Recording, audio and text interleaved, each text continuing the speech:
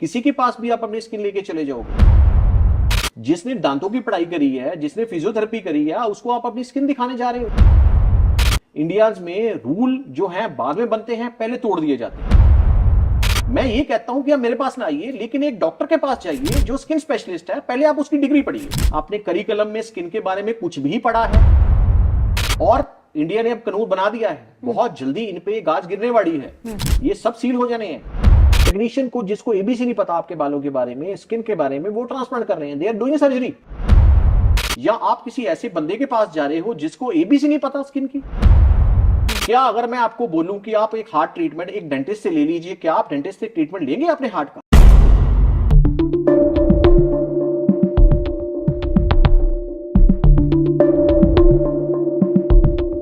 Hello guys, मैं हूं आपके साथ वर्षा राय और फैमिली फिटनेस चैनल में आपका बहुत बहुत स्वागत है। मेरे साथ आज इस पॉडकास्ट में फ्रेम शेयर कर रही हैं मेरी को मॉडरेटर पायल, और साथ ही जाने माने डर्मेटोलॉजिस्ट डॉक्टर मोहित धवन भी आज हमारे साथ मौजूद है। ये पॉडकास्ट आपके लिए बहुत बहुत ज्यादा इंपॉर्टेंट है, क्योंकि कहीं ना कहीं हम अपने लाइफ में स्किन और साथ ही अपने हेयर से जूझते ही हैं। कुछ ऐसी परेशानियां हो जाती हैं जिसके लिए हमें डॉक्टर के पास तुरंत भागना पड़ता है। तो सर, मैं तो सबसे पहले अपनी समस्या और आमजन की समस्या से ही शुरुआत करती हूँ। विंटर्स आ गए हैं, कई तरह की परेशानियां हो रही हैं, तो एक विंटर का डे केयर हो जाए सबसे पहले।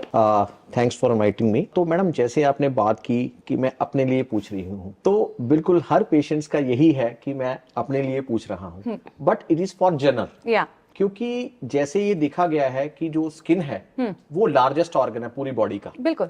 और मौसम का सबसे ज्यादा जो इफेक्ट है वो स्किन पे ही आता है। रेनी सीजन हो, विंटर सीजन हो, समर सीजन हो, हार्श वेदर कंडीशंस कोई भी हो, ड्राई वेदर हो, तो उसका सबसे पहले जो इंपैक्ट आना है वो आपकी जो एक्सटर्नल लेयर है स्किन, उस पे ही आना है। तो इसलिए हम ये कहते हैं कि अगर आपकी स्किन ठीक है तो आपके बाकी ऑर्गन्स भी ठीक ही हैं, और अगर आपका बैरियर स्किन ही ठीक नहीं है तो फिर कुछ भी ठीक नहीं है। क्योंकि सबसे ज्यादा जो मेडिसिन हैं या एनवायरमेंटल पॉल्यूटेंट्स हैं वो सबसे ज्यादा स्किन के थ्रू ही अंदर एंटर करते हैं। तो अगर हमारा स्किन का जो ऊपर का बैरियर है वो ठीक है तो हम ये मान के चलते हैं कि आपकी स्किन, बॉडी सब कुछ हेल्दी रहेगा। अगर हम डेली रूटीन से शुरू करते हैं, सबसे पहले हम शुरू करते हैं मॉर्निंग। अपना रूटीन क्या होना चाहिए? मॉर्निंग रूटीन में हम ये एडवाइस करते हैं कि पेशेंट्स का सबसे पहले हमारे पास क्वेश्चन आता है कि सर मैं कौन सा सोप यूज करूं, कौन सा बॉडी वॉश यूज करूं। It's common thing. तो हम ये पेशेंट को बोलते हैं कि सर अगर तो, या मैडम आपकी अगर स्किन ड्राई है तो आप सोप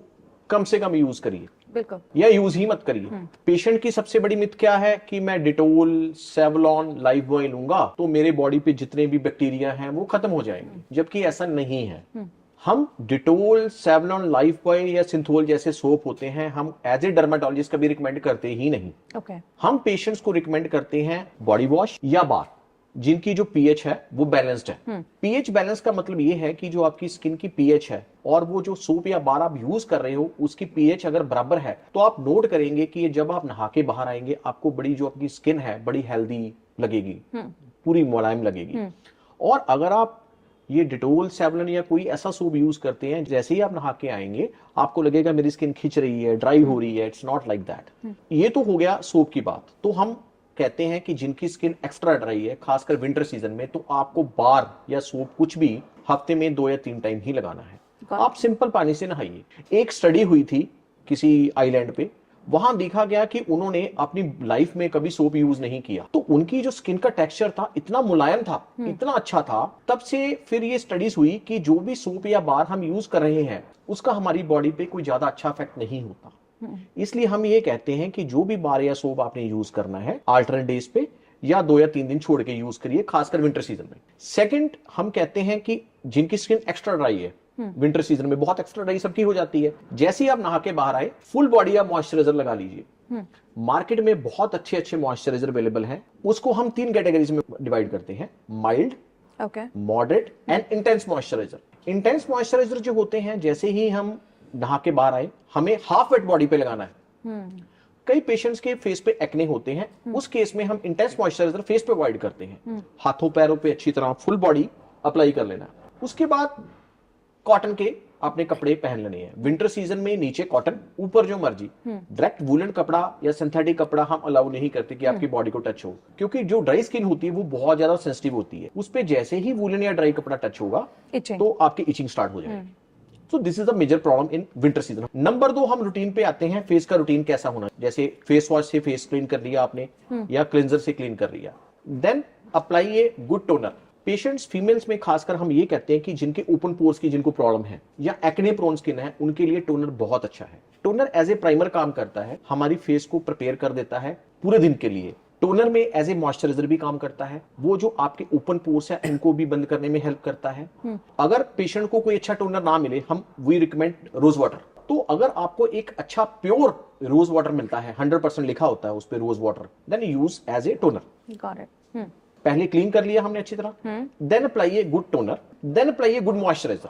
अब मॉइस्चराइजर को भी हम 2 कैटेगरीज में, जैसे मैंने पहले बताया बॉडी के लिए, ऐसे ही फेस पे भी 2 तरीके के हैं। अगर तो आपकी स्किन ऑयली है तो आपको एक ऐसा मॉइस्चराइजर चाहिए जो कि जेल बेस्ड हो, क्योंकि ये देखा गया है कि अगर हम इंटेंस मॉइस्चराइजर लगाते हैं फेस पे तो उनके एक्ने इरप्ट होने शुरू हो जाते हैं। पेशेंट्स कहते हैं जी मैं तो मॉइस्चराइजर लगा ही नहीं सकता फेस पे, जैसे ही मैं मॉइस्चराइजर लगाता हूं मेरे फेस पे पिंपल्स हो जाते हैं। तो हम कहते हैं कि मॉइस्चराइजर तो देखिए जरूरी है। तो मार्केट में कुछ अच्छे ऐसे अवेलेबल हैं कि जिनसे जो है जो जेल बेस्ड है उससे आपके एक्ने नहीं आएंगे। और आजकल तो ऐसे मॉइस्चराइजर भी आ गए हैं जिनमें एडेड सनस्क्रीन है, उनको अलग से सनस्क्रीन लगाने की जरूरत नहीं है, उसमें मॉइस्चराइजर के साथ में ही एडिशनल है। कोई बात नहीं, अगर वो सिंपल मॉइस्चराइजर लगाएंगे ठीक है, उसके ऊपर फिर आपने अप्लाई करना है एक गुड सनस्क्रीन। सनस्क्रीन भी ऐसे ही 2 कैटेगरीज में है, एक लोशन बेस्ड है जो ऑयली होते हैं, एक जेल बेस्ड है जो ड्राई होते हैं। तो अगर तो आपकी ऑयली स्किन है, एक्ने प्रोन स्किन है, देन अप्लाई जेल बेस्ड, ठीक है। SPF 30-50। अच्छा, एक चीज मैं SPF पे अभी थोड़ा सा आपको बताना चाहता हूँ। पेशेंट की ये मिथ होती है कि मैंने 80+ ले लिया, 100+ ले लिया और मैं कहीं भी जाऊं मेरे को कोई फर्क नहीं पड़ने वाला। It's not like that. जो 30% SPF होता है, 30 SPF 30+ लिखा होता है प्लस, वो आपको 95% प्रोटेक्शन देता है। जो 50+ है वो आपको देता है 97% प्रोटेक्शन। जो FDA की रिकमेंडेशन है वो 50+ तक ही है। वो तो कंपनीज ने, किसी ने 80+ लिख लिया, किसी ने 90+ लिख लिया, दैट डजंट मैटर। और वैसे भी ये सिर्फ UVB के अगेंस्ट है। जो हमारा सनलाइट का प्रोटेक्शन है, स्पेक्ट्रम है, उसमें सिर्फ नैरो बैंड UVB के अगेंस्ट। एक चीज जो हम मिस कर जाते हैं वो है बूट रेटिंग। जो बूट रेटिंग है PA++ कितनी है वो भी बहुत मैटर करती है। तो उसमें बूट रेटिंग भी कम से कम 3+ होनी चाहिए। SPF 50+ इज सफिशिएंट, क्योंकि जितना आप SPF बढ़ाते जाएंगे, प्रोटेक्शन तो सिर्फ 1 या 2% की आपको मिल रही है, लेकिन उसकी ऑयलीनेस इतनी बढ़ जाएगी कि आप उसको अप्लाई नहीं कर पाओगे। अगर आपकी ऑयली स्किन है, अप्लाई जेल बेस्ड। अगर आपकी स्किन ड्राई है, then apply lotion based. Patient कहते हैं जी आज तो बादल है बाहर, आज तो बारिश हो रही है, तो मैं आज सनस्क्रीन नहीं लगाऊंगा, आज तो लाइट है ही नहीं। It's not like that. अगर बाहर लाइट है, डे टाइम है, तो चाहे क्लाउडी है, चाहे रेनी सीजन है, आपको सनस्क्रीन लगाना है। And if you are at home also? Yes, at home also, क्योंकि ये देखा गया है कि जैसे लाइट्स हैं, LED तो नहीं, लेकिन जो CFL बल्ब होते हैं ना, अगर वो बहुत ज्यादा इंटेंसिटी में होते हैं, उससे भी पिगमेंटेशन फेस पे बढ़ती है, उसका भी एक बैड इफेक्ट है। तो अगर घर में है तो भी लगाना है। अगर आप आउटडोर हो तो समर सीजन में पसीने से उतर जाती है sunscreen, then you have to reapply after every 2 hourly 3 hourly as per your convenience. अगर आप घर में हैं तो एक बार भी लगाएंगे तो भी काम हमारा चल जाएगा। जैसे हमने सनस्क्रीन लगा लिया, तो विंटर में आप 2 टाइम अप्लाई करेंगे, आफ्टर 3 आवर्स रीअप्लाई करेंगे, दैट इज सफिशिएंट। लेकिन समर्स में आपको हर 3 आवर्ली उसको अप्लाई करना है, रीअप्लाई, क्योंकि वो उतर जाता है पसीने से। जितना मर्जी सनस्क्रीन के ऊपर लिखा हो वाटरप्रूफ, एवरीथिंग प्रूफ, वो नहीं होता, वो उतरना ही उतरना है। तो अगर आपको सही प्रोटेक्शन चाहिए तो आप उसको रीअप्लाई करें। जैसे पहले घर से निकलने से 15 मिनट पहले पेशेंट क्या करते हैं, जल्दी जल्दी में अप्लाई किया, देन गो, लेकिन उसका कोई बेनिफिट नहीं है। हम पेशेंट को ये कहते हैं कि कम से कम आप 15 मिनट पहले फुल फेस पे उसको अप्लाई करिए। ये ऑब्जर्वेशन के लिए कि ऑब्जर्व कर ले स्किन, यस, प्रॉपर अब्सॉर्ब हो जाए। उसका इफेक्ट, जो सही इफेक्ट है, 10 से 15 मिनट बाद ही आता है। इसलिए हम कहते हैं कि घर से निकलने से कम 15 मिनट पहले आप अप्लाई करिए। इसमें भी ये देखा गया है कि कई पेशेंट्स हमारे पास कंप्लेन करते हैं, बड़ी कॉमन है, कि मैंने सनस्क्रीन अप्लाई किया, उसके बाद मेरा चेहरा और काला हो गया। इट्स बहुत कॉमन है ये ऐसा इसलिए होता है क्योंकि जो इसके इंग्रेडिएंट होते हैं सनस्क्रीन के, वो लाइट को अब्सॉर्ब करते हैं। उसकी वजह से, लाइट अब्सॉर्ब करने की वजह से जो केमिकल सनस्क्रीन होते हैं उसकी वजह से स्किन और ब्लैक दिखनी शुरू हो जाती है। तो इसमें भी हमारे पास एक ऑप्शन रहता है फिजिकल सनस्क्रीन का। आपने प्लेयर्स देखे होंगे जो क्रिकेट खेलते हैं, तो उन्होंने पूरे फेस पे वो लगा रखा होता है, that is zinc oxide, that is a physical sunscreen. Zinc oxide based जो फिजिकल सनस्क्रीन है वो हम उन पेशेंट्स को नॉर्मली रिकमेंड करते हैं जिनकी स्किन बहुत सेंसिटिव है और वो जैसे ही कोई सनस्क्रीन केमिकल अप्लाई करते हैं वो स्किन ब्लैक हो जाती है। तो इसमें 25% टू 30% जिंक ऑक्साइड बेस्ड या टाइटेनियम डाइऑक्साइड बेस्ड सनस्क्रीन आती है, वो अप्लाई करते हैं। ठीक है, ये तो आपका डे का रूटीन हो गया कि toner, cleanser, toner, moisturiser and sunscreen. उसके बाद हम पेशेंट को ये कहते हैं कि पेशेंट ने बोल दिया कि मैंने सनस्क्रीन लगा लिया तो अब तो मैं धूप में बैठ जाऊंगा, मेरे को क्या होना है कि मैंने तो सनस्क्रीन लगा ही लिया। It's not like that. Sunscreen का मतलब ये नहीं है कि आप लगा के धूप में बैठ जाएं। सनस्क्रीन आपको प्रोटेक्ट करेगा वॉकिंग में, आप जाइए, लेकिन अगर आप बैठेंगे तो वो जो लाइट है वो कंसंट्रेट हो जाएगी, क्योंकि सनस्क्रीन भी देखिए मैंने बताया 100% तक प्रोटेक्ट नहीं कर सकता। कुछ एक लाइट था वो तो पेनिट्रेट होनी है। तो जिनकी मिलाजमा, जिन पेशेंट्स को है, ब्लेमिशेस हैं या जिनको सनलाइट से एलर्जी है, तो उन पेशेंट को हम स्ट्रिक्टली बोलते हैं कि आपने सनलाइट में बैठना नहीं, आप काम कर सकते हैं but don't sit in the sunlight. और समर सीजन में भी हम वो टाइम जो 10 AM टू 4 PM का होता है उसमें हम बोलते हैं कि आप अवॉइड करिए गोइंग टू द सनलाइट। आजकल भी हम ये रिकमेंड करते हैं कि ना ब्लैक मास्क लगा के चाहिए। आपने सनस्क्रीन लगा लिया, देन अप्लाई ब्लैक मास्क। ठीक है, और ऊपर से हैट भी हम रिकमेंड करते हैं, that is called broad brimmed hat. Madam ये जो चीजें मैं आपको बता रहा हूं ना, ये एक्चुअली जिन कंट्रीज में ओजोन लेयर नहीं होती, ऑस्ट्रेलिया, न्यूजीलैंड, वहां पर ये बहुत कॉमनली प्रैक्टिस होती है। वहां पर डॉक्टर जो डर्मेटोलॉजिस्ट है उनको ये बोलते हैं कि आप सनस्क्रीन लगाइए, अच्छा, लेकिन साथ में broad brimmed hat and mask भी आपने पहन के जाना है, क्योंकि ये देखा गया है कि जो ऑस्ट्रेलिया, न्यूजीलैंड में because of high concentration of sunlight, narrow band जो ये यूवीबी है, उसकी वजह से स्किन कैंसर बड़े कॉमन है। इंडिया में नहीं है because of protection of ozone layer, लेकिन वहां पर स्किन कैंसर बड़े कॉमन है। इसलिए वो डॉक्टर्स, वहां के डर्मेटोलॉजिस्ट स्पेशल उनको रिकमेंड करते हैं कि आपने फिजिकल प्रोटेक्शन भी लेनी है। अब ऐसा है कि पेशेंट ने मेकअप भी अप्लाई कर लिया, मेकअप भी हम ऐसे रिकमेंड करते हैं कि अगर आपकी स्किन ऑयली है तो हम पाउडर बेस्ड रिकमेंड करते हैं, और अगर आपकी स्किन है dry then you can use gel based, oil based, anything. रात को जब मेकअप को क्लीन करना है तब भी डबली क्लीन करना है, पहले क्लिंजर से क्लीन करना है, विच एवर सूट्स यू, मैं किसी कंपनी का नाम नहीं लूंगा, उसके बाद आपने फेस वॉश से क्लीन करना है, क्योंकि अकेला क्लिंजर से भी मेकअप क्लीन नहीं होता। और अगर आप ऐसा नहीं करते तो थोड़ी देर बाद आप नोट करेंगे कि आपके ओपन पियर होने शुरू हो गए। ये बहुत कॉमन है। फिर हम पेशेंट को रिकमेंड करते हैं कोई नाइट सीरम, जैसे आपने क्लीन कर लिया तो नाइट सीरम में as per patient convenience vitamin C, hyaluronic acid, retinol, azelaic acid, there are so many things जो आप यूज कर सकते हो। रेटिनोल नॉर्मली हम रिकमेंड करते हैं आफ्टर 30 इयर्स ऑफ एज, क्योंकि जो रेटिनोल है वो एज ए एंटी एजिंग काम करता है, लेकिन उसकी एक प्रॉब्लम है कि वो थोड़ा इरिटेशन भी करता है। इसलिए नॉर्मल रूटीन में हम जो यूज करते हैं पेशेंट्स के लिए वो विटामिन सी और hyaluronic एसिड का जो कॉम्बिनेशन है वो नाइट में देते हैं। तो this is the basic minimum routine जो अगर आप यूज करेंगे तो आपकी जो स्किन है, टोन है, टेक्सचर है, वो काफी हद तक बेटर रहेगा। ये तो सिर्फ मैंने आपको ऊपर की एप्लीकेशन का बताया है, बाकी जो रूटीन है वो तो बैलेंस डाइट वगैरह तो वो तो है ही, वाटर इनटेक तो दैट्स। और इसी से रिलेटेड मेरा सवाल है कि ठंडे ठंडे पानी से नहाना सीखो, कितना ये ज्यादा इंपॉर्टेंट है, चाहे वो विंटर हो, समर हो, लाइक बॉडी के लिए ठंडा या गर्म पानी क्या सही है? ल्यूक वार्म वाटर, कोसा पानी। देखिए मैडम, ये बॉडी में जैसे मैंने बताया है, पेशेंट्स कई ना बड़े खुश होते हैं कि मैं ठंडे पानी से नहाता हूँ, नहीं, ठंडे पानी से नहाने से भी आपकी स्किन उतनी ही ड्राई होनी है जितनी बहुत गर्म पानी से नहाने से होनी है। तो हम पेशेंट्स को बोलते हैं कि जो आपका पानी है it should be Luke warm, बहुत गर्म नहीं, हॉट नहीं, बहुत ठंडा नहीं। तो एक ल्यूक वार्म वाटर से अगर आप नहाएंगे तो आपकी बॉडी बहुत अच्छा फील करे। तो कोल्ड वाटर से हम नहीं रिकमेंड करते, खासकर विंटर सीजन में। समर में तो चलो जो नेचुरल टेम्परेचर है वो ठीक है, लेकिन विंटर में भी अगर कोई ये कहता है कि मैं ठंडे पानी से बहुत ठंडे से नहाता हूं या बहुत गर्म से नहाता हूं, that is not good for skin. Doctor साहब, लोगों को आजकल स्किन से लेके ना बहुत सारी गलतफहमी है, बहुत सारे मिथ है उनके, तो आप कुछ एक्सप्लेन करेंगे? मिथ सबसे पहले तो जैसे अगर हम लेजर की सपोज हम बात करते हैं लेजर की, तो प्रोसीजर में सबसे पहले पेशेंट हमारे पास आते हैं तो जैसे ही हम उनको रिकमेंड करते हैं कोई केमिकल पील या लेजर तो वो डर जाते हैं। ओके। उनको ये होता है कि कहीं कोई साइड इफेक्ट ना हो जाए, मे बी उनका लाइफ का कोई बिटर एक्सपीरियंस है उस चीज को लेके, या उनके कोई रिलेटिव का या फ्रेंड्स का कोई बिटर एक्सपीरियंस है, तो वो एक तो मिथ है। तो पेशेंट सबसे पहले बार बार यही क्वेश्चन उनका रिपीट होता है कि इसका कोई साइड इफेक्ट तो नहीं है। तो हमारा आंसर क्या है, अगर ये कोई ट्रेन डर्मेटोलॉजिस्ट करता है या अपनी सुपरविजन के अंडर करवाता है तो इसका कोई साइड इफेक्ट नहीं है, क्योंकि एक डर्मेटोलॉजिस्ट ने पूरी लाइफ अपनी लगा दी स्टडी में आपकी स्किन को पढ़ने के लिए। तो वही आपको प्रॉपर गाइड कर पाएगा कि कौन सी लेजर आपको करवानी चाहिए भी कि नहीं करवानी चाहिए, और अगर करवानी चाहिए तो कितने इंटेंसिटी पे करवानी चाहिए और कब कब करवानी चाहिए। पेशेंट्स का चलो ये तो हो गया कि साइड इफेक्ट का हमने उनको कन्विंस कर दिया। अब पेशेंट ये कहेगा कि सर बार बार होगी, तो हम कहते हैं जी बार बार होगी। अब लेजर हेयर रिमूवल है, पेशेंट्स की क्वेरी, फर्स्ट क्वेरी क्या है कि सर क्या हम एक बार में करेंगे तो ये हेयर चले जाएंगे? हम कहते हैं जी नहीं जाएंगे। क्या ये 100% चले जाएंगे? हम कहते हैं 100% नहीं जाएंगे।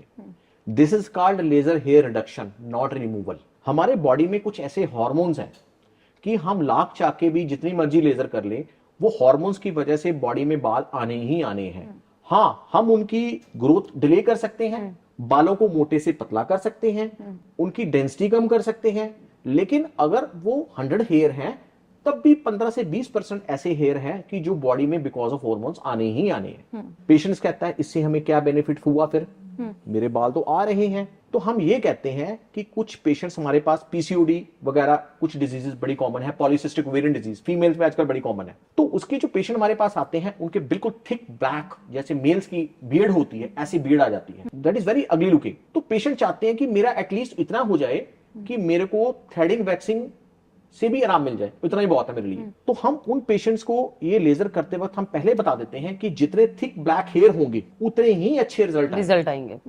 और अगर आपके बाल व्हाइट हैं, greying of hair because of age या समथिंग, या फाइन है, तो आपको रिजल्ट नहीं आएंगे। पेशेंट्स हमारे पास आते हैं कि जी मेरे फाइन हेयर है थोड़े, तो आप इस पे ना लेजर कर दीजिए ताकि दोबारा ना आए। It's not like that. As a doctor हम नहीं कहते कि ऐसा नहीं हो सकता। इवन पैराडॉक्सिकली अगर हम उस पर लेजर करने की कोशिश करते हैं पतले बालों पे, वो कोई बार मोटा होने की कोशिश करते हैं। अगर वो hair medium to thick hair हैं तो उन पे बहुत अच्छे रिजल्ट आएंगे, लेकिन सारे हेयर हमारे एक टाइम पे एक्टिव नहीं होते, वो थोड़े थोड़े टाइम के लिए एक्टिव होते हैं। इसलिए हमें नंबर ऑफ सेशंस डिवाइड करने पड़ते हैं। मंथली या 6 वीकली हम एक सेशन करते हैं, और नॉर्मली ये देखा गया है कि अगर पेशेंट 6 to 8 सेशन ले लेता है तो उनके जो हेयर हैं 80% तक हम खत्म कर सकते हैं। और लेजर हेयर रिमूवल ही एक ऐसी मशीन है जिसपे हम 100% कॉन्फिडेंट होते हैं कि इसमें रिजल्ट आना ही आना है, क्योंकि लेजर जो है वो ब्लैक मेलानिन पिगमेंट होता है जिसपे एक्ट करती है, और वो थिक ब्लैक हेयर में बहुत अच्छा होता है। फिर पेशेंट का रहता है कि सर कोई बर्न तो नहीं हो जाएगा। मैं फिर वही बता रहा हूं कि अगर वो थिक ब्लैक हेयर है तो उस पे हम मिनिमम इंटेंसिटी पे स्टार्ट करते हैं ताकि पेशेंट को कोई भी इनकन्वीनियंस ना हो, कोई बर्निंग सेंसेशन ना हो, कोई पेन ना हो, कोई भी बर्न ना हो। यही सेम जो मिथ है वो टैटू रिमूवल को लेकर। तो पेशेंट्स हमारे पास आते हैं कि जी मेरे को कॉल आया कि सर मैंने ना 15 दिन पहले टैटू बनाया है, तो मेरे को इसको रिमूव करवाना है। मैंने कहा सर ये एक बार में तो रिमूव नहीं हो सकता। कह रहा जी अभी तो 15 दिन पहले बनाया है। मैंने कहा जी 15 दिन पहले चाहे बनवाया हो, but it is permanent tattoo. Permanent means permanent, ये रिमूव हो जाए इतना ही बहुत है, क्योंकि इसकी जो डाई है बहुत अंदर तक गई हुई है। इसमें टाइम लगेगा, पैसा भी खर्च होगा। आपने तो बहुत सस्ते में बनवा लिया होगा, तो रिमूवल में आपके चार्जेस भी लगेंगे, रिमूवल में टाइम भी लगेगा। और वैसे ही जैसे हम लेजर हेयर रिमूवल में सेशन मंथली होता है, इसमें भी मंथली आपको 5 से 6 सेशन चाहिए होंगे। और वो भी अगर आपका जो टैटू का कलर है वो ब्लैक, डार्क ग्रीन या डार्क ब्लू है। हमारे पास सर एग्जाम्पल भी है। मैं पायल को चाहूंगी कि पायल अपना टैटू हाल फिलहाल में उन्होंने रिमूव करवाया है, आप बता सकते हैं और कितना ये लाइट हो सकता है? ये बिल्कुल लाइट हो जाएगा, बिल्कुल। एक सेशन तो शायद हमने किया था इस पे, आपने किया था, एक तो मैंने किया था। तो इसमें मैडम ये देखिए, आप देख सकते हैं कि 90% तक तो ये मतलब मोर देन 80% रिमूव हो चुका है। I can't figure it out कि पहले वो क्या था। अब मोस्टली पेशेंट्स हमारे पास कैसे आते हैं जल्दी में कि मेरी जी अगले महीने शादी है, मैंने किसी गर्लफ्रेंड का या बॉयफ्रेंड का नाम लिखवाया, वो तो उसको जल्दी मिटाइए, मेरे पास टाइम नहीं है। वो हम नहीं कर सकते। पेशेंट चाहता है कि मेरे को प्रॉब्लम भी कोई ना आए, कोई स्कार भी ना बने और पेन भी ना हो। चलो पेन तो नहीं होता कोई नहीं, और टाइम भी नहीं है मेरे पास। तो उन कंडीशन में पेशेंट को काउंसलिंग बड़ी जरूरी है कि सर रिमूव हो जाएगा। आर्मी पर्सन्स में हमारे पास ऐसे ही आते हैं कि आर्मी की रिक्रूटमेंट हो रही है, पुलिस की रिक्रूटमेंट है, मेरे तो गवर्नमेंट जॉब, तो मेरे को गवर्नमेंट जॉब के लिए या मैंने बाहर अब्रॉड जाना है, वहां टैटू अलाउड नहीं है एयरवेज में, तो मेरे को ये जल्दी चाहिए। बट वो नहीं हो सकता, ये लिमिटेशन है लेजर की। लेजर सेफ है लेकिन टाइम लगता है। पेशेंट कहते हैं जी वहां तो वो टैटू बना रहे हैं, उन्होंने बोला था ये तो हम 2 बार में रिमूव कर देंगे। मैं कह जी आप करवा लो, लेकिन आप एक बात का ध्यान रखना कि अगर उन्होंने इसको स्ट्रांगली कर दिया तो इस पे ब्लिस्टर बन जाएंगे, और अगर ब्लिस्टर बन गए तो वो स्कार छोड़ेगा, बिल्कुल, वो फिर मैं भी ठीक नहीं कर पाऊंगा। तो ये वो चीजें हैं जो कॉमनली हम करते हैं। ऐसे ही पेशेंट हमारे पास आते हैं मिलाजमा के, ब्लेमिशेस, जो सो मच कॉमन है। तो उसमें भी पेशेंट को हम यही कहते हैं कि देखिए टाइम लगेगा, पेशेंट हमारे पास मोस्टली वो आते हैं कि जिन्होंने पहले बहुत स्टीरॉइड लगा रखे होते हैं फेस पे, जो कि बहुत कॉमनली आजकल मेडिकल शॉप्स पे मिल जाते हैं, बड़ी सस्ती 100 200 रुपए की ट्यूब मिल जाती है। तो पेशेंट ये चाहते हैं कि बस आ गए तो अब ये ठीक हो जाएगा, और सबसे पहले आके क्या बोलते हैं कि मेरे लेजर करवाना है। मेलाज्मा ब्लेमिशिस मैडम एक ऐसी कंडीशन है जिसमें हम नॉर्मली लेजर नहीं करते, बहुत रेयर कंडीशन है जिसमें हम लेजर करते हैं। वो इसलिए क्योंकि ये देखा गया है कि ब्लेमिशिस के केस में अगर हम स्टार्टिंग में लेजर कर देंगे, वो रिबाउंड उसका इतना स्ट्रांग होता है कि वो डबल ब्लैक हो जाता है बाद में, थोड़ा सा लाइट होगा वो डबल ब्लैक हो जाता है। इसलिए हम रूटीन शुरू करते हैं, जैसे मैंने बताया सनस्क्रीन लगाइए, मॉइस्चराइजर लगाइए, नाइट सीरम यूज करिए, कुछ मेडिसिन है वो लीजिए, लेकिन साथ में पील से हम नॉर्मली स्टार्ट करते हैं। तो कई बार पेशेंट पील से भी डर जाते हैं कि पील में पता नहीं कोई ऐसा ना हो जाए। तो पील जो है एक ऐसी चीज है दैट इज सेफ, अगर हम उसको बिल्कुल स्किन के हिसाब से यूज करते हैं तो वो बिल्कुल सेफ है। विंटर सीजन में हमें खास ध्यान रखना पड़ता है, क्योंकि विंटर सीजन में स्किन बहुत ड्राई होती है, और ड्राई स्किन पे जैसे ही वो केमिकल टच होता है बर्निंग सेंसेशन स्टार्ट हो जाती है, वहां बर्न होने के चांस रहते हैं ज्यादा। तो उस कंडीशन में पहले हम मॉइस्चराइजर लगवाते हैं, उसके बाद हम पील स्टार्ट करते हैं, और वो भी लो कंसंट्रेशन पे, और ग्रेजुअली हम उसको अपवर्ड लेके जाते हैं। तो ये वो चीजें हैं जो रूटीनली हमारे पास ऐसे कुछ मिथ या वो आते हैं। ये तो है, स्किन हेयर को लेकर लोग बहुत इम्पेशेंट हैं, हम भी, कि बहुत जल्दी से सब कुछ हो जाए। हाँ सब कुछ हो जाए, ठीक कर दीजिए डॉक्टर साहब। अच्छा, कुछ एक दो कोई क्वेश्चन बता सकते हैं जिसमें आपने अपना सिर पकड़ लिया हो कि भाई this is not possible, what are you asking me? Yes, a negroid patient, a negro coming to me for the skin whitening, for permanent cure of my skin. I want a brightening skin like you and that English people. That is not possible for me. But she says, sir, this is YouTube, and they are showing the result before after. You can see she was a negroid patient, और उन्होंने उसकी skin को white कर दिया. Why can't you do that? तो मैं उनको बोलता हूँ, madam, this is AI morphed picture. Yes. This is not actual. This is filtered based picture. ये एक्चुअल नहीं है, और हर मेडिसिन के अपने साइड इफेक्ट्स हैं, हर मेडिसिन के अपने इफेक्ट्स हैं। देखिए, हम आपको प्रॉमिस नहीं करते, हम इतनी इंप्रूवमेंट जरूर कर सकते हैं कि जो आपकी टैनिंग हुई है एक्स्ट्रा, या जो टोन है, हम उसको कितना शेड ऊपर कर सकते हैं। हम ये नहीं कहते कि उतना ही आप कर देंगे। हाँ, ये हो सकता है कि हम 2 शेड 3 शेड या जो भी हमारे पास मेडिसिन है उसको हम इंप्रूव कितना कर सकते हैं वो कर पाए। लेकिन अगर आप ये कहें कि आप मेरी स्किन को व्हाइटिश कर दीजिए, that is not possible. Doctor, आजकल मार्केट में कोरियन ट्रीटमेंट नाम से ना एक ट्रीटमेंट बहुत ज्यादा वायरल हो रहा है, हर इंस्टाग्राम पेज पे लोग कोरियन ट्रीटमेंट करा रहे हैं और उसके रिजल्ट भी दिखते हैं। क्या वो सेफ है या नहीं है? जहां तक कोरियन ट्रीटमेंट की बात है, the people who are giving Korean treatment they claim कि हम आपकी स्किन वैसी कर देंगे जैसी कोरियन पीपल की है। It is not possible. Korean people की जो ट्रेट है वो जेनेटिक ट्रेट ऐसी है कि उनकी फ्लॉलेस स्किन है, कोई स्पॉट नहीं है। क्यों? Because of gene. उनकी डाइट इतनी अच्छी है, उनका वाटर इंटेक इतना ज्यादा है, वो उनका डेली रूटीन इतना ज्यादा है कि हम उसको फॉलो कर ही नहीं सकते। इसलिए जो लोग ये क्लेम करते हैं कि कोरियन ट्रीटमेंट से जो भी रिजल्ट आते हैं, वो पहली बात तो उस हद तक हम नहीं पहुंच पाएंगे, उस लेवल तक। सेकेंडली, अगर आते हैं तो वो टेम्परेरी होंगे till you are using those products. अब मेरे को नहीं पता कि उस प्रोडक्ट्स में क्या है, लेकिन टू बी वेरी फ्रैंक, मैंने एक प्रोडक्ट देखा था एंड इट कंटेन स्टीरॉयड। मैंने लैब में भी टेस्ट करवाया and it came to be a steroid. उससे क्या हुआ कि पेशेंट्स का इनिशियली तो फेस बिल्कुल ठीक हो गया। पेशेंट कह रहा है जी फेस ग्लो कर रहा है। ग्लो क्यों कर रहा है? क्योंकि इसमें स्टीरॉयड थे, उसकी वजह से उनका फेस रेड होके अच्छा ब्राइट करता था। और वही हुआ कि जैसे ही उन्होंने वो बंद किया, फेस पूरा ब्लैक हो गया उनके। और वो हम डेली देखते हैं पेशेंट्स। तो हम कोई भी ऐसा treatment as a dermatologist recommend नहीं करते कि जिसका कोई बेस नहीं है। उनका ट्रेट है, जैसे मैंने बताया कि मैं निग्रॉइड पेशेंट्स को इंग्लिश नहीं कर सकता, ऐसे ही मैं इंडियन स्किन को कोरियन नहीं कर सकता। ठीक है, तो it applies to the all patient. Doctor, जैसे कि स्किन रूटीन हमारा बहुत जरूरी होता है, क्या उसके साथ हमारी अच्छी डाइट, हेल्दी डाइट भी बहुत जरूरी है? डाइट तो उससे भी ज्यादा जरूरी है, क्योंकि जब एक बैलेंस डाइट होगी ना आपकी मैडम, तो आपका माइंड भी फ्रेश रहेगा, आपकी बॉडी भी फ्रेश रहेगी, और स्किन ने तो फ्रेश रहना ही रहना है। तो बैलेंस डाइट में सबसे पहले आता है वाटर इनटेक। होता क्या है कि पेशेंट कॉम्प्रोमाइज कर लेते हैं कि विंटर सीजन है, इसमें तो पानी की जरूरत ही नहीं है, हमें मेरे को तो प्यास ही नहीं लगती। हम पेशेंट्स को बोलते हैं विंटर सीजन में आपको पानी की ज्यादा जरूरत है, आपको कम से कम 3 to 4 लीटर वाटर जो है इनटेक होना ही चाहिए वाटर का, क्योंकि यूरिन तो बनना है, बॉडी में आपके मेटाबॉलिज्म चल रही है। अगर आप वाटर इनटेक नहीं होगा तो आपकी स्किन डल पड़ जाएगी। नंबर 2, पेशेंट्स की क्या करते हैं कि वो कहते हैं कि मेडिसिन से मेरे को ठीक कर दो, डाइट का तो मेरे को कोई लेना देना नहीं। मेरा HB चाहे 8 है, चाहे मेरा HB 6 है, मेरे को उससे कोई लेना देना नहीं, बस मेरी जो स्किन है ना सर बाहर से चमका दीजिए। नहीं, हम पेशेंट्स को बोलते हैं पहले तो आप रूटीन बेसिक चेकअप करवाइए अपने, क्योंकि ये देखा गया है कि जिन पेशेंट्स का जो एचबी है, एनीमिया कम होता है, तो उनपे जो मेडिसिन के रिजल्ट है उतने अच्छे नहीं आते। आपने देखा होगा कश्मीरी जो पेशेंट्स हमारे पास आते हैं उनके नेचुरल ग्लो है, उनको किसी चीज की जरूरत नहीं। क्यों? उनका एचबी 18-18, 20-20 है, बिकॉज ऑफ एल्टीट्यूड।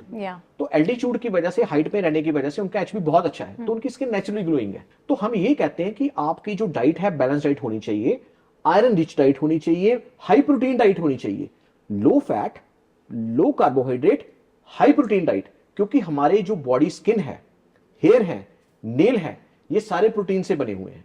तो प्रोटीन हमारी बॉडी के लिए सबसे जरूरी है। हमें चाहिए फैट भी, क्योंकि हमारी बॉडी में, स्किन में कोलेस्ट्रॉल है, वो भी चाहिए, लेकिन लो क्वांटिटी में। कार्बोहाइड्रेट भी चाहिए, बॉडी में जो शुगर है वो तो जरूरी चाहिए, लेकिन फिर भी हम रिकमेंड करते हैं कि आप उतनी ही लीजिए जितनी बॉडी को रिक्वायरमेंट है। आप अपना वेट रिड्यूस करिए। पेशेंट्स हमारे पास आते हैं ओबीस, पिगमेंटेशन फारी, because of obesity, that is called acanthosis nigricans. तो पेशेंट कह रहा है जी वेट तो मेरे पास टाइम नहीं है, वेट तो मैं रिड्यूस नहीं कर सकता, आप ऐसे कुछ करना तो कर दो।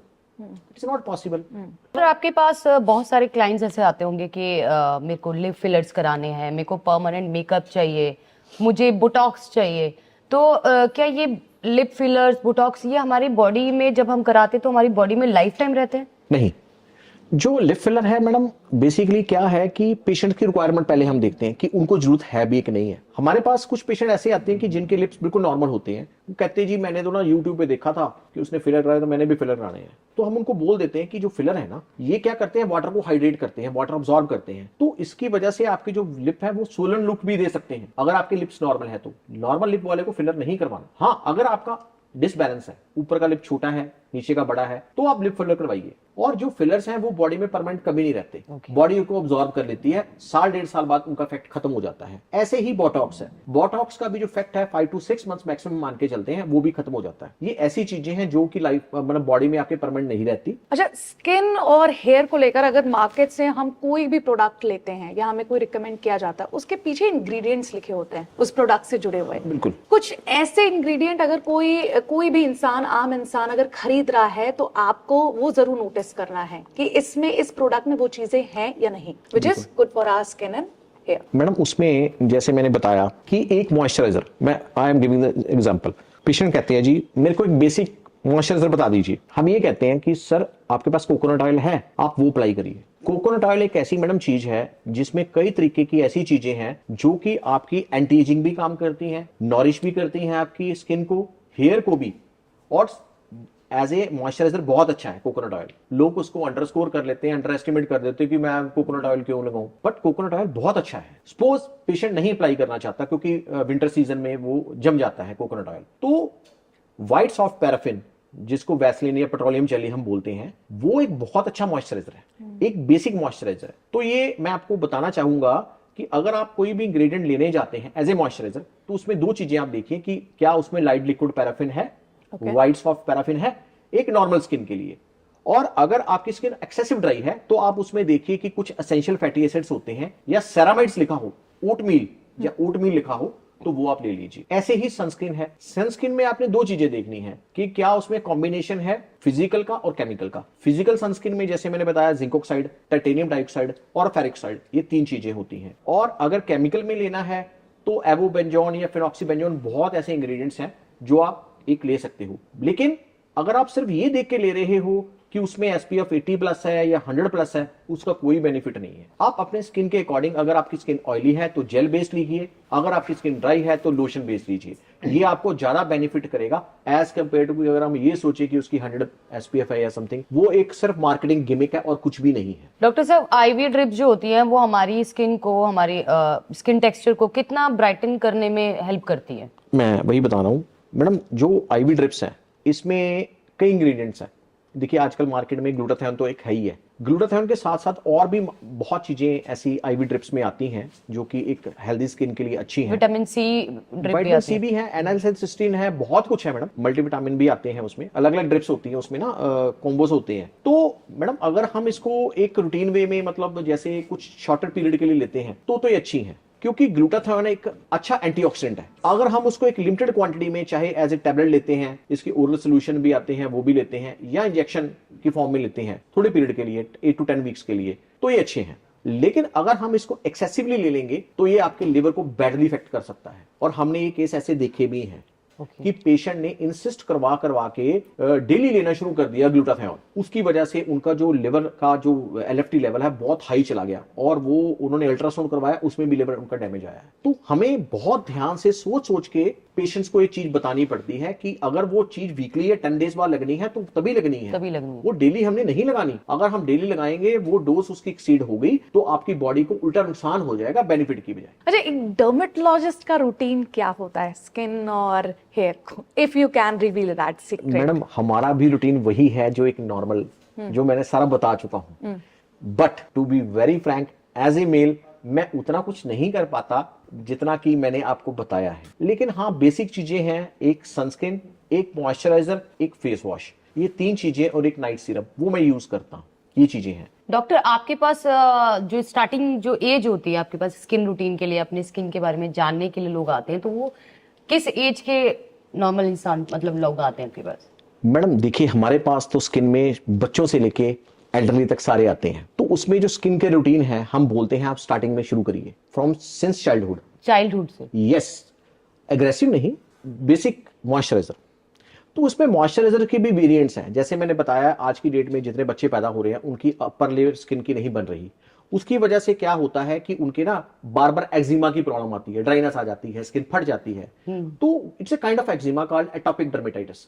उसमें जैसे मैंने पहले बताया कि हम पेशेंट को बोलते हैं सूप कम लगाइए, मॉइस्चराइजर ज्यादा लगाइए, आपको किसी मेडिसिन की जरूरत ही नहीं पड़ेगी, और बेसिक आप लगाइए, चाहे कोकोनट ऑयल ही लगाइए, वैसलीन ही लगाइए, लेकिन मॉइस्चराइजर लगाइए।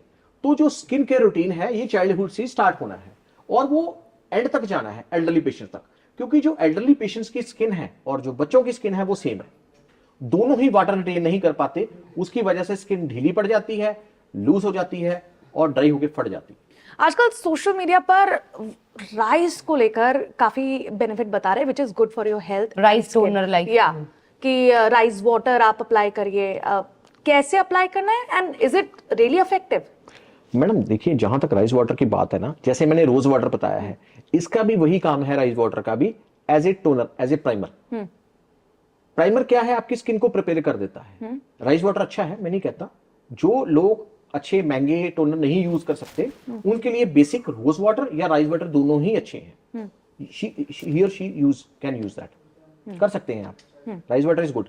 डॉक्टर सर, आज के टाइम में हर दूसरे कोने में कोई ना कोई क्लिनिक खुला हुआ है जिसका प्रॉमिसिंग फैक्टर है 99%।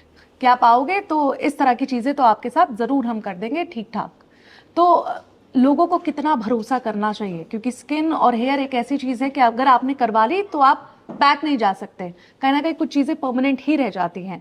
इस पर क्या कहेंगे? मैडम मेरे को बस एक चीज में बड़ी हैरानी होती है कि लोग अगर हार्ट के डॉक्टर को दिखाना है, हार्ट प्रॉब्लम है तो हार्ट के डॉक्टर के पास जाएंगे, ब्रेन का है तो ब्रेन के पास जाएंगे नेचुरली। तो यहां डिविएशन क्यों हो रही है? एक इंस्टाग्राम या यूट्यूब पे पढ़ के आप चले जाते हो कि ये लोग बंदा स्किन का ट्रीटमेंट दे रहा है, आपने उसकी डिग्री नहीं पढ़ी, वो क्वालिफाइड है नहीं है, उसने एमबीबीएस भी किया है कि नहीं किया, क्या वो डेंटिस्ट है या फिजियोथेरेपिस्ट है, किसी के पास भी आप अपनी स्किन लेके चले जाओगे।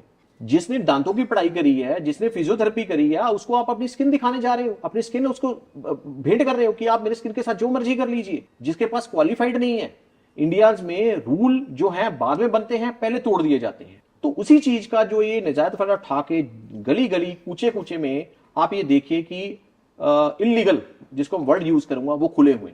और इंडिया ने अब कानून बना दिया है, बहुत जल्दी इन पे गाज गिरने वाली है, ये सब सील हो जाने हैं, क्योंकि इनके पास कोई डिग्री नहीं है, कोई क्वालिफिकेशन नहीं है। कल को कोई साइड इफेक्ट आता है, पेशेंट हमारे पास आते हैं, और आप देखिए कि इनके ऊपर कई पेशेंट्स पे ने केस भी कर रखे हैं, मैं नाम नहीं लेना चाहूंगा। मैं ये कहता हूं कि आप मेरे पास ना आइए, लेकिन एक डॉक्टर के पास जाइए जो स्किन स्पेशलिस्ट है, पहले आप उसकी डिग्री पढ़िए। क्या उसने डिग्री या डिप्लोमा एमबीबीएस के बाद किया हुआ है? क्या एटलीस्ट वो एमबीबीएस है? आपने करिकुलम में स्किन के बारे में कुछ भी पढ़ा है? आप एक दांतों के डॉक्टर के पास जा रहे हो, या आप किसी ऐसे बंदे के पास जा रहे हो जिसको एबीसी नहीं पता स्किन की, और अपनी आप स्किन दिखाने जा रहे हो? क्या अगर मैं आपको बोलूं कि आप एक हार्ट ट्रीटमेंट एक डेंटिस्ट से ले लीजिए, क्या आप डेंटिस्ट से ट्रीटमेंट लेंगे अपने हार्ट का? क्या आप अपने ब्रेन का ट्रीटमेंट एक डेंटिस्ट से लेंगे? तो फिर आप अपनी स्किन का ट्रीटमेंट एक डेंटिस्ट से कैसे करवा सकते हैं, फिजियोथेरेपी से कैसे करवा सकते हैं? So this is the main point तो आप डॉक्टर के पास जाएं, पहले आप ये देखें कि क्या वो क्वालिफाइड डर्मेटोलॉजिस्ट है, आप उसकी डिग्री पढ़िए, आप पहले क्वेरी करिए रिसेप्शन पे या उससे कि डॉक्टर साहब की क्वालिफिकेशन क्या है। अगर वो आपको बोले कि डॉक्टर साहब की डिग्री ये है, तब आप उसको दिखाइए, चाहे हेयर दिखाइए चाहे स्किन दिखाइए, ठीक है, क्योंकि उनको आपकी स्किन के या हेयर के बारे में पता है। वो आपको ऐसा कुछ भी नहीं देंगे कि जिससे कल को आपको प्रॉब्लम आए, ठीक है। तो सबसे पहले आप क्वालिफिकेशन देखिए, फिर आप उनके पास जाइए और जो मर्जी ट्रीटमेंट कराइए। तो डॉक्टर, आजकल सबसे ज्यादा कॉमन प्रॉब्लम जो है लोगों की, वो है हेयर से रिलेटेड। आजकल लोगों के हेयर फॉल इतने ज्यादा होते हैं, यहाँ पैचेस बन जाते हैं। जेंट्स में तो मोस्ट ऑफ लोगों को हेयर ट्रांसप्लांट के लिए जाना पड़ता है। Hair transplant plus hair PRP, ये कितना सेफ है और क्या ये इफेक्टिव है? पहले तो मैं आपको रीजन बताना चाहूंगा कि हेयर फॉल के रीजन क्या है। जैसे अभी हमने बात की स्किन की, कि स्किन का एक रूटीन है, तो ऐसा ही हेयर का भी एक रूटीन है। हेयर में शैम्पू आपको जो यूज करना है, एक डर्मेटोलॉजिस्ट आपको लिख के देगा कि आपके अगर सिर में डैंड्रफ है तो कौन सा शैम्पू यूज करना है, अगर आपकी ऑयली स्कैल्प है तो कौन सा शैम्पू यूज करना है, अगर आपके नॉर्मल हेयर है तो कैसा शैम्पू यूज करना है। नॉर्मली हम sulphate free, paraben free shampoo recommend करते हैं। yes. तो ये डेली रूटीन है कि आपने हफ्ते में 2 या 3 बार शैम्पू यूज करना है। हाँ, उसके साथ में आप कंडीशनर, बहुत कॉमन क्वेश्चन है कि क्या मैं ऑयलिंग या कंडीशनर कर सकता हूं। Yes, conditioner you have to use your conditioner, deep conditioner twice a week, not more than that. Oiling आप कर सकते हो as per your convenience, oil, olive oil, almond oil, coconut oil, कोई भी ऑयल आप यूज कर सकते हैं, आर्गन ऑयल भी यूज कर सकते हैं, दैट्स नॉट अ प्रॉब्लम। अब रही बात बाल्डनेस की, बाल्डनेस क्यों आ रही है? बाल्डनेस होने के मैडम रीजन ये है, एक तो जेनेटिक ट्रेट है कि पेशेंट्स की फैमिली हिस्ट्री होती है कि मेरे फादर को भी बाल्डनेस है, मेरे ताया जी को भी बाल्डनेस है, मेरे मामा जी भी गंजे हैं, तो उस कंडीशन में तो ये है। लेकिन आजकल देखा गया है कि 18-18, 20-20 सालों के बच्चे गंजे होकर हमारे पास आ रहे हैं, इट इज वेरी सरप्राइजिंग। तो इसका मैडम ये कॉमन फैक्टर है, आप जो खा रहे हैं वो सारा इन चीजों पे दिख रहा है, स्किन पे भी, हेयर पे भी। नंबर 2, जिस पानी से आप नहा रहे हैं, मैं आपको एग्जांपल देता हूं हमारे शहर जीरकपुर की। यहां का पानी बहुत हैवी वाटर है, शोरा है पानी में। सबसे पहले मैं पेशेंट को ये बात बोलता हूं कि आपका जो पानी है नहाने वाला, पीने वाले में तो आपने आरओ लगा लिया, लेकिन जो आप हेड वॉश कर रहे हैं वो गंदे पानी से कर रहे हैं, तो आप पहले सबसे पहले जाके आरओ लगवाइए टैप वाटर पे, या एक फिल्टर लगवाइए जिससे जो आपका पानी है वो लूज, मतलब सॉफ्टन हो जाए। तो हैवी वाटर से अगर आप नहाते तो आपको डैंड्रफ भी होगा, आपके बाल भी रफ होंगे और झड़ेंगे भी। थर्ड फैक्टर है उनकी डाइट। जैसे मैंने पहले भी बताया है, पेशेंट्स की आजकल जो डाइट है वो बहुत गलत हो चुकी है। फास्ट फूड के नाम पे चिप्स, बर्गर, मोमोज, नूडल्स, क्या क्या जा रहा है, वो सारी गलत डाइट है। तो आपको डाइट, जैसे मैंने पहले भी बताया है, लो carbohydrate, low fat, high protein diet लेनी है। अगर हम ये रूटीन फॉलो करते हैं, आई कैन एश्योर यू कि आपकी 50% जो प्रॉब्लम है वो सॉल्व हो जाएगी। रेस्ट 50% प्रॉब्लम की पेशेंट कहता है कि जी मेरे तो बाल अब उड़ चुके, अब बताइए क्या करना है। तो हम कहते हैं सर आपके पास 2 ऑप्शन है। अगर तो आपके बाल अभी भी झड़ रहे हैं, then go for PRP. PRP से आपको क्या बेनिफिट होगा कि जो अभी आपका रीसेंट हेयर लॉस हुआ है वो आपके बाल वापस आ जाएंगे और झड़ने भी कम हो जाएंगे या बंद हो जाएंगे। वो डेफिनेटली होता है अगर सही तरीके से एक ट्रेन डर्मेटोलॉजिस्ट पीआरपी करता है। नंबर 2, फिर पेशेंट कहता है जी मेरे अब झड़ नहीं रहे, तो अब तो जितने हैं और मेरे पास टाइम भी नहीं है, तो हम कहते हैं you go for hair transplant. Hair transplant बिल्कुल सेफ है। मैं फिर कह रहा हूं, अगर एक ट्रेन डर्मेटोलॉजिस्ट या प्लास्टिक सर्जन करता है, ये बिल्कुल सेफ है। लेकिन आज की डेट में प्रॉब्लम क्या आ रही है, टेक्नीशियन हेयर ट्रांसप्लांट कर रहे हैं। टेक्नीशियन को जिसको एबीसी नहीं पता आपके बालों के बारे में, स्किन के बारे में, वो ट्रांसप्लांट कर रहे हैं। They are doing surgery, they are doing legally, कोई प्रॉब्लम ही नहीं है। तो हम ये कहते हैं कि आप हेयर ट्रांसप्लांट करवाइए, लेकिन पहले डॉक्टर की क्वालिफिकेशन देखिए कि क्या वो ट्रेन डर्मेटोलॉजिस्ट है, क्या वो प्लास्टिक सर्जन है, क्या उन्होंने हेयर ट्रांसप्लांट में क्वालिफिकेशन कोई ले रखी है।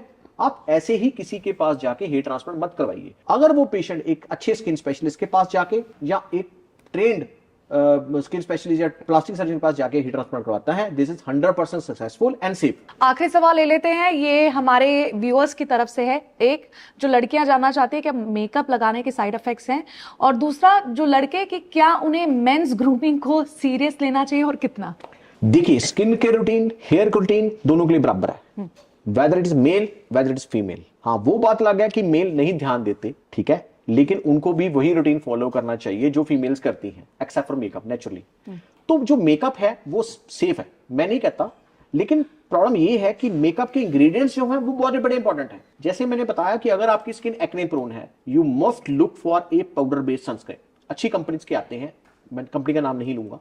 और अगर आपकी स्किन ड्राई है, then you must go for oily या जेल बेस्ड मेकअप। और मेकअप भी लाइट होना चाहिए। कई बार क्या होता है, पेशेंट इतना ज्यादा हैवी मेकअप कर लेते हैं, उसकी वजह से पोर सारे बंद हो जाते हैं, स्किन सांस ही नहीं ले पाती, ऊपर से उन्होंने मॉइस्चराइजर लगाया है, सनस्क्रीन लगाया है, तो लाइट मेकअप करिए। Light makeup daily routine, that is normal, कोई प्रॉब्लम नहीं है। चलिए, आई गेस हमारे सवाल तो पूरे हो चुके हैं, लेकिन आप भी डॉक्टर सर से कुछ जानना चाहेंगे अपने स्किन या हेयर को लेकर, तो जरूर कमेंट सेक्शन पे कमेंट ड्रॉप कर दीजिएगा, वो आप तक जरूर रीच करेंगे। और हाँ, ऐसे ही प्यार बरसाते रहिए, आने वाले टाइम में और इस तरह के वीडियो आप तक हम पहुंचाएंगे। Thank you so much.